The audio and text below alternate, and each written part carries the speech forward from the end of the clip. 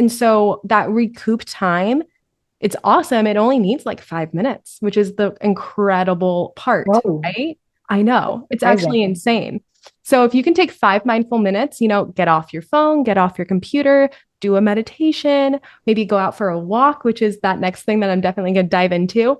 But taking those short little bursts of time may seem ineffective in the grand scheme of things, but actually, it's how our brain works. It's using science in your favor. And I think that's like one of the coolest things about like learning about how the brain works, because then you can make it work for you instead of against you. Welcome to Side Note, the podcast where we get real about what it takes to actually build something meaningful. I'm sitting down with power players and thought leaders to explore what makes us tick. From deep psychology to cosmic insight, from entrepreneurial wisdom to intuitive, divine feeling breakthroughs. Because success is about way more than what's in the business books. So join me for conversations that'll change the way you think about business, life, and everything in between. We are joined by Emily Guerra, who is a productivity life coach and founder of the Productivity Flow. Welcome to the show, Emily. Yay. Thank you so much for having me. I'm so excited to chat. We're so excited you're here. Can you please give our audience a little intro of what a productivity life coach does? Yeah, such a good question, because I think we all know what a productivity coach is. We all know what a life coach is, but what is a productivity life coach? So it's something I get asked all the time. And really, what I am all about is empowering self employed women in overcoming different mindset hurdles, as well as systemizing their work from home life. So that way they can actually achieve work life balance. We love work-life balance. Oh, yes. So it's something we all want. And it's like at the tip of our fingertips most of the time. Yeah, and it's so interesting because there's so many different ways of looking at work-life balance. I recently Mm-hmm. did an episode on balancing masculine and feminine energies and how that can be an approach. Oh, I But love that. what do you find are the most common approaches that you use with your clients? So it's actually so funny that you asked that, because I recently had a conversation with a client literally this week. And I asked her, I was like, so what do you think is balance? Like, what is it that you're truly working towards? And what was so interesting was she just continuously kept bringing up work, right? And how we like wanted to work less hours, how we wanted to streamline tasks, processes, automate stuff, that kind of thing, right? But in my opinion, and I challenged her a little bit and I was like, but why do you want to shorten your work time, right? Like, what really deep inside is it that you're striving for? And ultimately, it was to have a personal life, right? To actually enjoy your personal life, to have the energy at the end of the day to not be a couch potato, but actually go and maybe go get dinner or cook or like just do, live your life. And so that's ultimately what I think balance is. And then something else I just kind of want to point out, when we think of the word balance, we naturally think like 50-50, right? Like kind of like a scale, how you want to make it even. But in reality, that's not work life balance. It's not ever going to be 50-50, right? Like we need to figure out what balance means to us in our lives, in our context. And I think that's a very important piece that a lot of people kind of skip over because they just define work life balance as this like overarching theme of balance without actually diving deeper. So I always love having those conversations with my clients. That's interesting. Pulling two things out from there. The first is the why. So why are we even talking about balance? And Mm-hmm. then two, yeah, what does that look like ideally? So with you, now putting you in the spotlight here, Yeah. what is your why for finding balance? So for me personally, it is, I think, number one, kind of going back to my childhood, I had a dad who was always working, and he was, rarely home for dinners and could rarely go to my swim meets or my ice skating competitions. And like that really hurt my feelings as a young kid, because as a kid, I always internalized that, right? I thought it was because of me. And so I grew up really not wanting to be like that, not wanting to have my work be first, I want my work to empower my personal life. So I kind of took that as like inspiration to help entrepreneurs and people like me achieve that, right? So that's really what my ultimate goal is to have the space and ability to, one day have a family and like enjoy that family and be able to pick my kids up from school at 3 o'clock and like be on the parent teacher conferences and the meetings and whatever is going to entail. I have a couple years until then, so I don't need to know all the details yet, but whatever that entails, that I just want to be able to do it without stressing myself out. And I think that's ultimately like what we all want, really. It's just, it looks differently, right? For all of us. So I see that same thing in a lot of my clients. A lot of them became entrepreneurs because they wanted a greater sense of balance and control over their day. I did the same thing. Totally.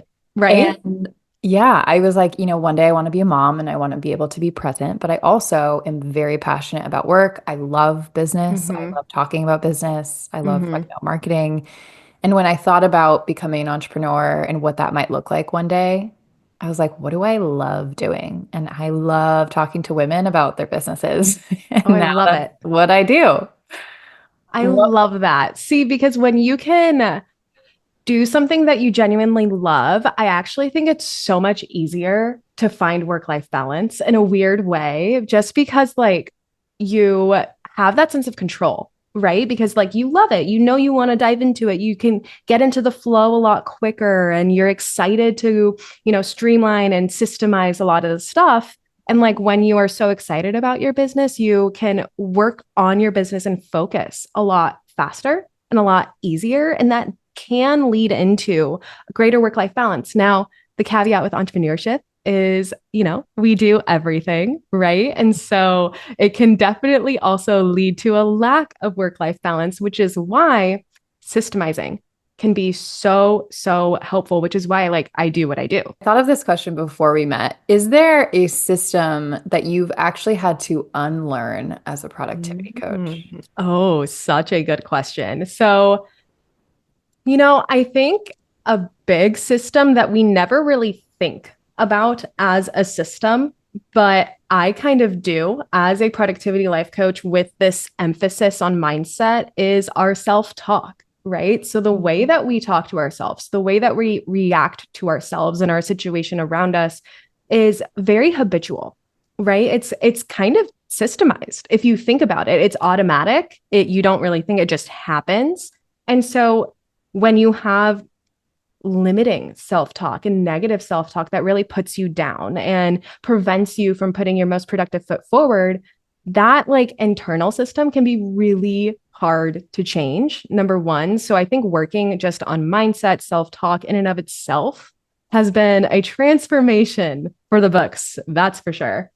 And then as for like actual like productivity systems, I think one thing I've really had to kind of work on for myself is simplifying, right? I think all of us really can get really excited about, we get shiny object syndrome, and we just want to dive all in and do whatever and do everything that tool has to offer, but we don't always need everything. And so like taking that step back to assess what the actual results that you want to get are, and then figuring out what tools and systems can help you get there in the easiest way possible without complicating anything. Because if you make it complicated, you're not going to do it, right? That's just how we work. And so I've really had to like kind of hone some of the things back and make it like take a couple steps out in order to make it more streamlined. And that's like something that we normally want to add stuff to make it streamlined, but subtracting actually works a lot more effectively a lot of the time. That makes sense. Shiny object syndrome is really interesting too, because it's natural for the entrepreneurial person to have a ton of ideas and want to do a lot of Yep. different things. Like I think of business ideas all the time, but I have to carefully cherry pick what I want to pursue and what I want to let go of so that I can focus on my business. Exactly. Now, I also see this with a lot of clients who have ADHD, and I know that you've shared your journey with ADHD. So another side of this too is yes, it shows up for people who are neurodivergent. It also shows up for people in business when they are insecure about their existing business. Maybe things aren't performing well. They start to get a ton of ideas, shiny object syndrome starts, and then they might be, hopping between idea and idea, never actually seeing something through. Mhm. How do you know the difference? Ooh, great question. So I think it depends on the amount of time that you gave it, right? So, kind of like the situation that you were just describing, I actually had this one client who, before she came to me, she was like, I've tested out every project management tool there is, like ClickUp, Notion, Asana, Todoist, Trello, and I hate them all. None of them work for me. And I'm just like, okay, unheard, number one. Number two, how long did you test it out? Oh, a couple days, a week. I'm like, of course you're not going to get the benefits, right? Because you actually didn't fully invest in it. You just wanted that quick result. 99.9999999% of the time, quick results don't exist. And so we have to like allow ourselves to actually test things out. And I can always tell if a client like gave that time kind of by the level of their frustration, right? Like if they truly have given like a good amount of time to it and they are so frustrated and they feel not streamlined in any way, then of course, time for a new tool. Let's figure something else out. But if you've only tried it out for like a week, 2 weeks, and you've An not hour, yeah, right. And like you haven't 5 minutes. exactly. You'd be surprised. And you just got to fully test it out. You got to have a little bit of patience, which is hard to do when we are stuck in this hustle culture mentality. When being busy is equated to being successful. Like we constantly feel like we have to keep going and doing and acting in order to hit that productive result. But often that's actually not the case. We need to slow down a little bit and actually allow ourselves the time to get deep in there. Yeah, absolutely. So actually giving systems time to see if that system works for you. And then Mm-hmm. shiny object system, maybe taking some time, slowing it down, Yeah. understanding why shiny object syndrome, let's call it what? SOS? SOS. I love it. Sauce. Why is that happening? Yeah. Um, and you talk about this concept of slowing down, and I'm the Yeah. biggest proponent of that. Like Hmm. meditation is a huge part of my life because it helps me slow down, be present. I feel time slow. It's I like my love way that. of controlling time. How do you slow down? Okay, so I definitely have a meditation practice. I love it. I use the app Headspace for guided meditations. I also use that app for like their focus music, which is amazing. They have such great things. Highly recommend checking out that app.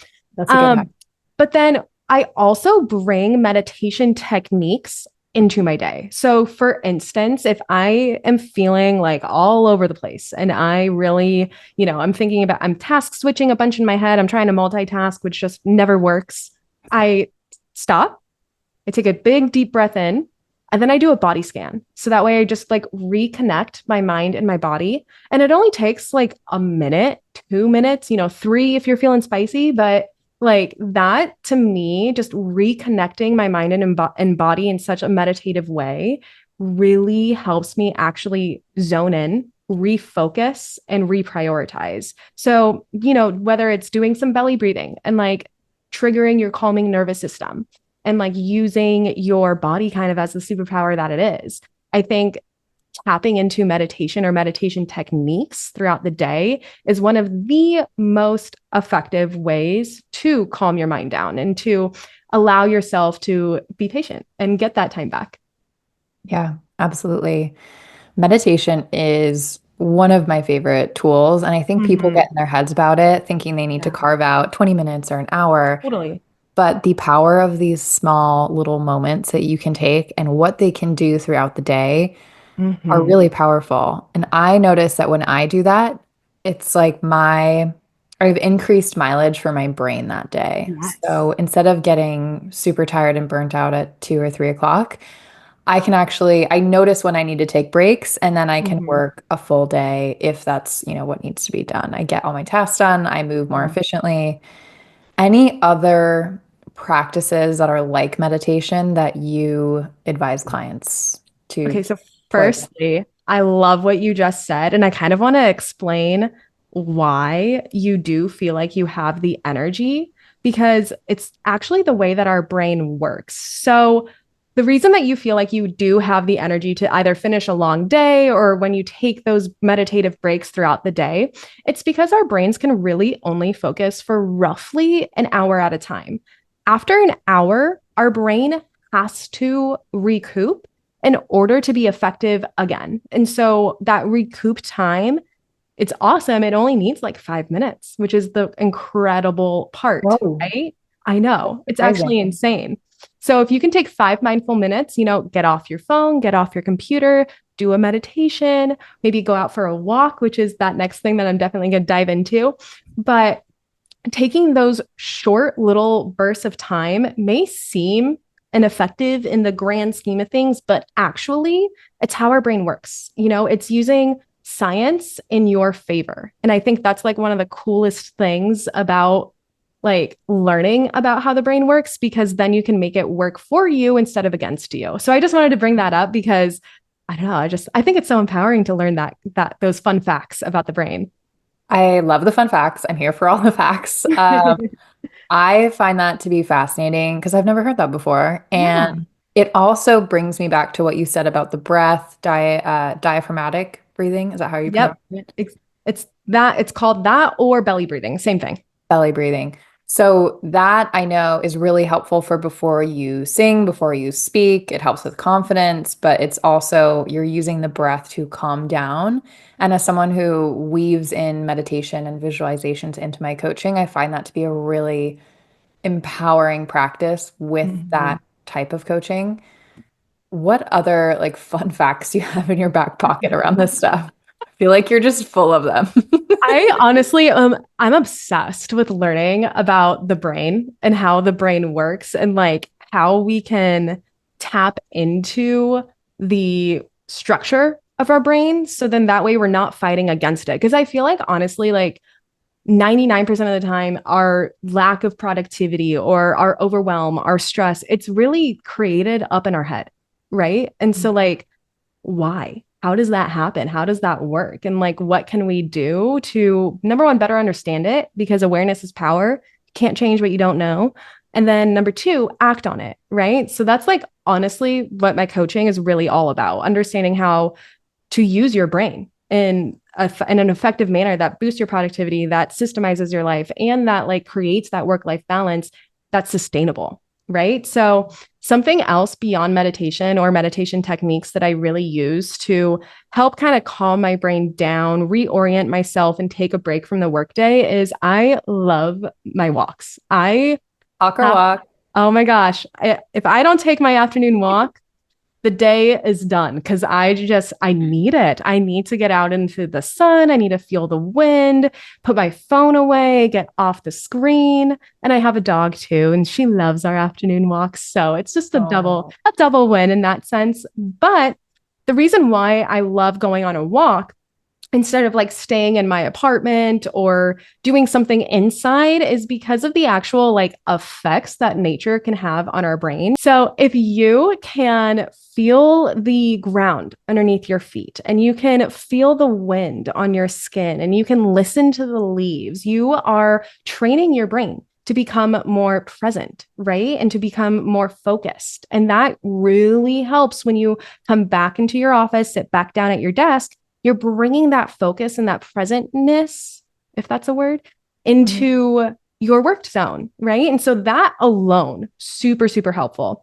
But if you can also put your phone away and actually let your mind wander, what happens is you start brainstorming. You start coming up with new ideas, creative ideas, because you're allowing your brain to not be stimulated and to just do its thing. And we so often are stimulating ourselves. We're not allowing ourselves to kind of take that moment out and let our brain work its magic. And Mhm. so doing that really actually improves your memory, which is so cool, but it also improves your focus and improves your motivation. It improves your creativity and your brainstorming sessions. So that's why I always love to use an afternoon walk as like a afternoon reset. Yeah, I love that. I have a dog too, and I feel like having it, this is not like a billboard for get a dog, but get a dog. Because naturally, doing a walk in the morning and then in the afternoon Mhm. or evening, it's so good for you to move the body, to get going. And like you were saying, walking as a mindfulness practice, Mhm. feeling those elements, slowing down can also be really helpful for people who can't meditate or have trouble Yeah, sitting still. totally. And I think another point that you touched on that I want to dig deeper into is this stimulation. We are Mm, always stimulated. Even if we're yeah. watching TV, we're stimulated. A Mhm. lot of people will take a break, but then they'll scroll Instagram or, yeah, The doom just scroll, like putting together a new life aesthetic on Pinterest. Like that's a literally. form of rest, but their brain is still active. So when it comes to the concept of rest, is there Mhm. anything you recommend?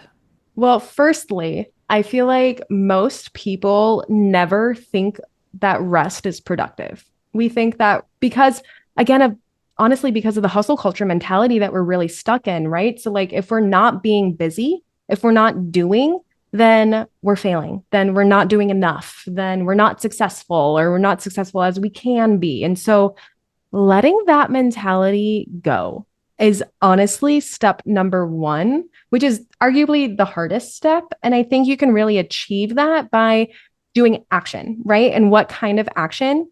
Putting your phone away for like 5, 10 minutes when you would normally use it, Mhm. small, sustainable actions. I think that's ultimately the key here. And so, something I always tell my clients, and I encourage a lot of them to even write it down every morning. But writing down the phrase rest is productive can really Ooh. help rewire your thought process about rest. Because, like how I said earlier, our self talk is kind of like a system, right? Like it's automated, it just naturally happens. And so, what you can do to adjust that system is be very intentional with the way that you talk to yourself. And something that really helps you do that is by writing down the kind of statements that you want to be saying to yourself. So, whether they're affirmations or mantras or just empowering statements, call them whatever you want to call them. But it's a great way to kind of rewire that understanding that you currently have. So, agreeing that or buying into the fact that rest is productive and then acting like you actually believe that, right, is the next step. So, you know, valuing your bedtime routine, valuing your sleep, valuing your breaks, understanding when you need to take a break, listening to your body. Your body is the best doctor out there. It knows what to do and what not to do. You just got to listen to it, right? And so that Yeah. If takes your brain is slowing on down. fire, if your brain's on fire, rest it, stop working. Literally, like if you have to read a sentence 4 times and you're still not processing it, I'm talking to myself here, that's a time when you gotta like put it away and be like, you know what? I'm not being productive right now, which means that right now, the most productive thing I can do is take some time for myself, recoup myself, re energize myself, bring myself back up to my most effective level. And when we Mhm. take a step back, it makes sense, right? Of course, right? But we just have to slow down. Yeah, absolutely. I think there's something about getting in the body too, because when I think Yes. about it, sometimes I'll attempt to rest. So I will read on the couch and my body Mm. will feel like, oh, okay, yes, but my brain will still be going a million miles an hour. And that's my cue that I need to actually move my body to get out of my head completely.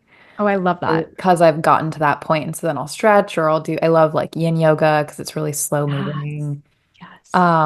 Yeah, it's very interesting to find what works for us in different scenarios based on what our Yep. body's telling us. Exactly. So honestly, a time when the same scenario that you just described, where you're like, you sit down, your body's like, oh, thank God, like I need to rest, but your brain is just kind of going all over the place.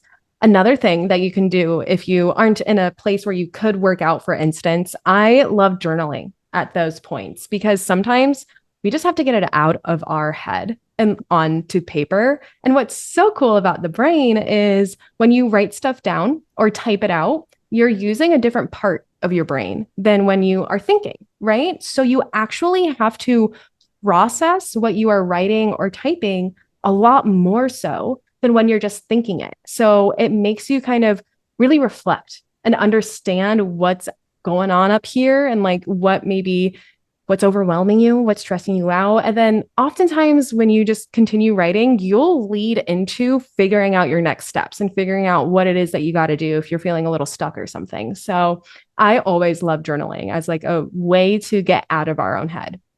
Yeah, that's huge. Journaling as a reflective tool Mm-hmm. is so significant because a lot of times with my clients, and I've seen this myself, I get to this point where I'm so tired and I'm like, what is going on? Like, am I, how's the business doing? Okay, it's doing all right. What have I been done the last month? And then when I Yeah. start journaling and I see what I have done the last month, I'm Yeah. like, oh, this makes a lot of sense why I'm super tired. I Yeah. launched a podcast and then I have this other stuff happening in my family and personal life. And it's like we forget how much is going on and what Mm-hmm. we're doing on a day to day, month to month, year by year basis. Oh, I love that you brought that up because honestly, something that a system that I love implementing with all of my clients, and this is a fun one, and it's celebrating yourself, being Hmm. proud of yourself, whether it's every day or every week. But for me, that looks like at the end of every workday, I always write down 1 to 3 things that I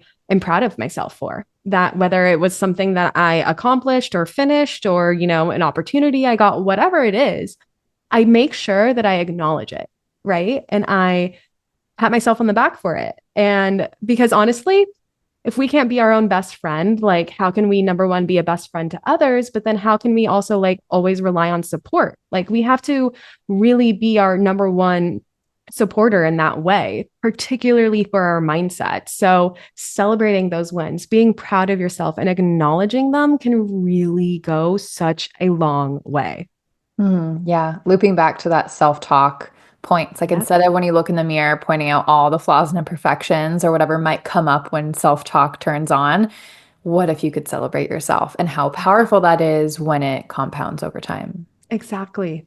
That's really what rewiring your self talk is. It's Yeah. changing small sentences and committing to those small changes. And then over time, you completely rewire a neural connection, which is a thought, and you form that into a belief if you continue using it. So it's just about using science as like the superpower that it is. Yeah, completely. Are you familiar with Joe Dispenza? Yes, the he's the military guy, right? Or my He actually got into a bike accident. I think he was doing some sort of race and he I know this name. basically had a massive spinal injury and they were going to put a rod in his back. And then he said, no, I'm going to do it with my mind. And basically meditated on visualizing his spine going back into a normal formation and healing. And then it happened and he's totally normal now. And it's kind of one of these freak stories. And I find that it's really interesting because his whole brand is about the mind and its Mhm. power and, how it can change your body, it could change your life. What is your view on that based on all of your research and, kind of being in the neuroscience field?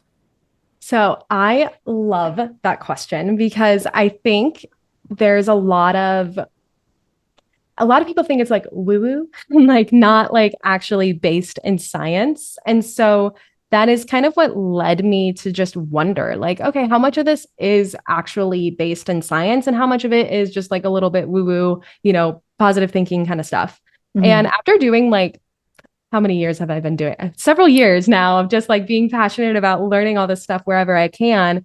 I firmly believe that it is all rooted in science. And there have been ample studies and research that prove this, that, whether it's a kind of amazing one in a kind story like Joe Dispenza, or whether it's just like, just in my life, like the amount of shifting I have done and the amount of change I have seen in myself is night and day. Like if I compare myself to where I was 4 years ago to where I am now, honestly, almost a completely different person. But that's because of my intentional action and my intentional change and bringing all the science that I've learned into it. So I think a lot of people probably think it's a little bit woo woo because they're not actually bringing the lessons learned from the science and the research into their practice. And that's the missing link for a lot of people, which is a Hmm. link I'm hoping to fix.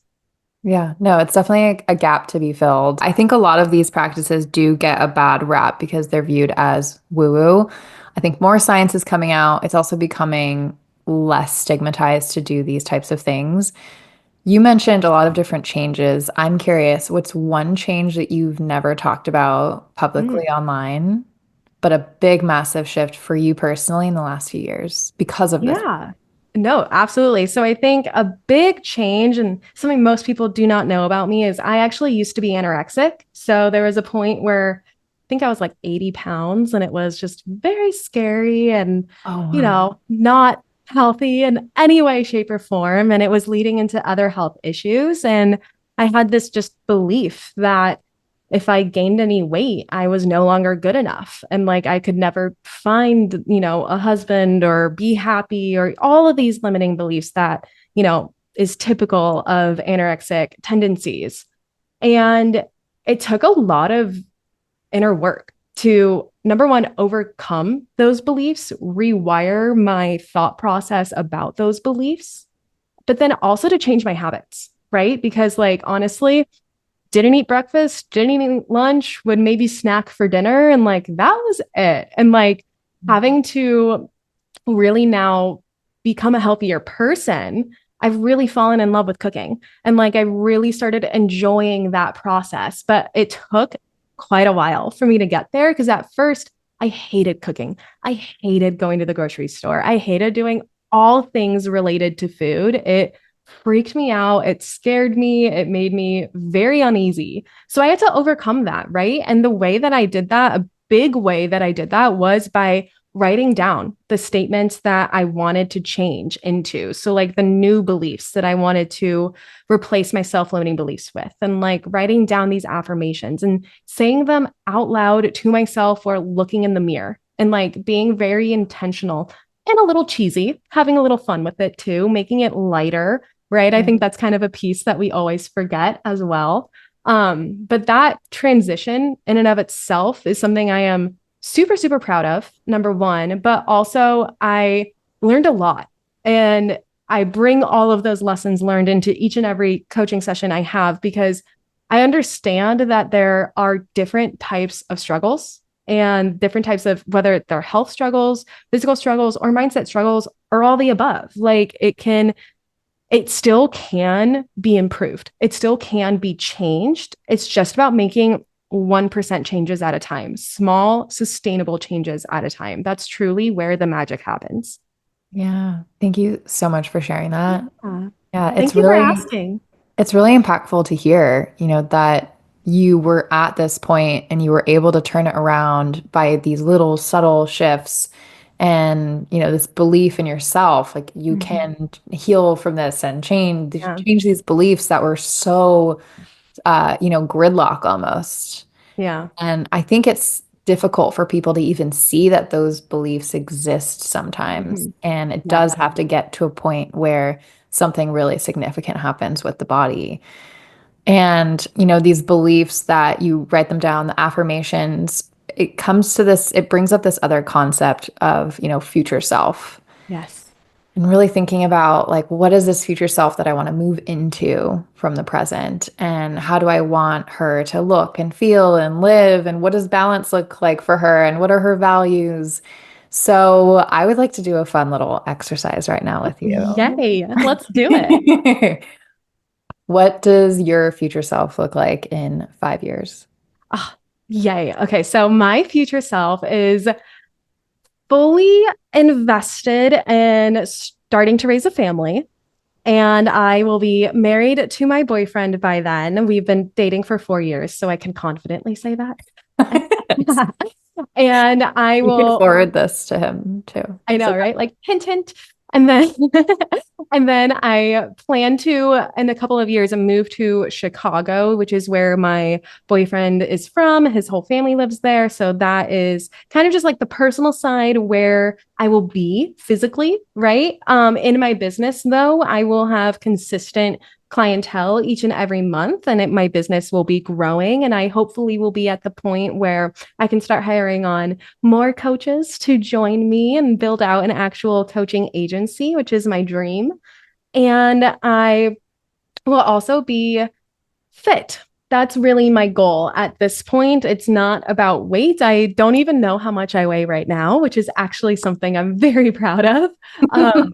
And it's just really mostly focus on like muscle building and yoga. I love rowing. So just like tapping into that and becoming the most fit version of myself. And then cooking. I have really fallen in love with cooking the last like 2 years. And so I just want to dive into that. And like, I just got a walk, which I'm so excited about. So, like, expanding my kitchen cabinet, such nerdy things to be excited about. No, these But are good. Specifics are really important. So the yes, more so specifics, the better. I love that you are bringing this up because actually, creating a vision is something I have all of my clients do. So that way they understand who their future self is. Because if you can't connect with that future you, and you can't ask yourself the question, like, okay, what would future me do right now? Which is a question I ask myself all the time. Then it's really hard to achieve your goals, achieve that vision, right? So doing this practice, whether it's every 6 months, yearly, monthly, even however often, but doing this practice at least once a year is so effective for your goal achievement and your motivation. So I love that you brought this up. Yeah, no, of course. I think there's a power to publicly speaking this future Yes. self stuff because I've done it a lot on my own and it's helped me get through different stuck periods when I was Mm-hmm. nervous about launching a podcast when I just started thinking, you know what, in a few years' time, I'm going to be a very successful podcast host. It's going to be in the top 1% easily. It's going to have a following. There's going to be, brands trying to get ads in and probably companies trying to acquire the podcast. That's where it's going. That's what I'm building towards. Yeah, When I tapped into that, it allowed me to get through that early stuck, scared period of even launching in the first place. exactly. But I think saying it publicly is really important. And I my one love of my that. favorite anecdotes is, do you know who Mr. Beast is? Oh, yes. Huge on YouTube. I think he's like the number one Huge. YouTube I think so. person. Anyways, when he was younger, before he was Mr. Beast, he was doing YouTube stuff. I think he was like 17 or 18 at the time. He recorded episodes where he was talking to his future self in 6 months' time and in a year's time. And then I think his last one was 5 years. And he scheduled those to be released at that date so that his 6 month one released 6 months from when he recorded it. Oh, I love that. Same with his 5 year one. But it's crazy because in even just his first one, which was 6 months down the road, he was like, well, I wish I had, over X amount subscribers. And, I hope I'm still really liking what I do because I love YouTube. And at that 6 month period, he had way more than his goal. I And then love it. at the 5 year one, he was so past it. By then, he was Mr. Beast. Hmm. He was probably one of the top YouTubers and had already amassed this insane success. Mm-hmm. And I think there is a serious power to this and saying it publicly. So thank you for sharing with our audience. And I hope we can look back in 5 years and see that you have an agency and a walk and you're in Chicago and you're glowing and fit and all the things. All the things. No, I love that. And that's definitely something that is really underutilized, right? Like visualization, just another superpower that our brain has that is really undertapped. And I love that you brought up that example because I think that could be all of us. If we do actually practice this, then yeah, we can totally overachieve, right? And like it's just about actually taking the time to slow down, bring that back up again, to slow down and to actually describe your future self and connect with your future self. Yeah. And looping us back to the very beginning now is usually when we're doing future self work, we're also considering that overall why. Like for me, Yes. having a successful podcast and a successful coaching practice, which I feel like I already have, but to a bigger degree where I have a real community of women who are like-minded with similar values, but also, we can share and grow our perspectives and all sorts of beautiful things. My why around that is kind of twofold. One is that I feel like I have a huge purpose here to Mhm. connect women, to help women grow in some way. And I want to provide for my family and have the flexibility where I'm not at a 9 to 5 and I can grow a movement of women and provide for a family. So my whys are, that family and then purpose. And that allows me to really have fun with this future self visualization. So if you're listening and you're going to do a future self activation, also think about your why because that will help you get into those specific details and things. Oh, so well said. I love that. Just bringing it back full circle, number one. And also, I think when you do tap into your greater why, the reasons why you do want to move forward, that can also reveal what goals you want, right? Because sometimes we're limiting ourselves and we're just so narrow, we have a narrow lens. And so taking that time to actually figure out, okay, wait, what is it that I want?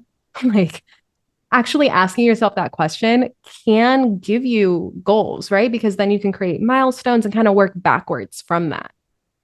Yeah, it opens up your possibilities. And so Yeah. you can think a little bigger because I think people also limit themselves. And I know we were talking Yes, about self-limiting beliefs, but even when we think about goals, I think people limit themselves and don't see absolutely. how truly big they can be. Yeah. No, I always say like you got to dream a little bit. Otherwise, because if a goal is not exciting, if it doesn't truly challenge you and, make you kind of sweat a little bit, but also like get that like butterfly feeling, then it's going to be hard to hit. So you need to have that, both of those. Also, tapping into how our brain works, our brain wants that challenge. Our brain doesn't want the easy stuff because it's not as stimulating. And so it's not as, with how stimulated our life is already, we need to make sure that our goals stimulate us as well. Sometimes I'll end with this segment called Off the Record. And this Okay. is like you take your professional hat off. It's like no newspapers can write about it. But what is something that you wish people would just like stop doing, or what's like a recommendation you have that's a little unconventional? So I wish everybody would stop using their phone to do work. Ooh, okay. Yeah. Love that. If I feel like if we could all do that, the amount of work-life balance that we would find immediately would be tremendous.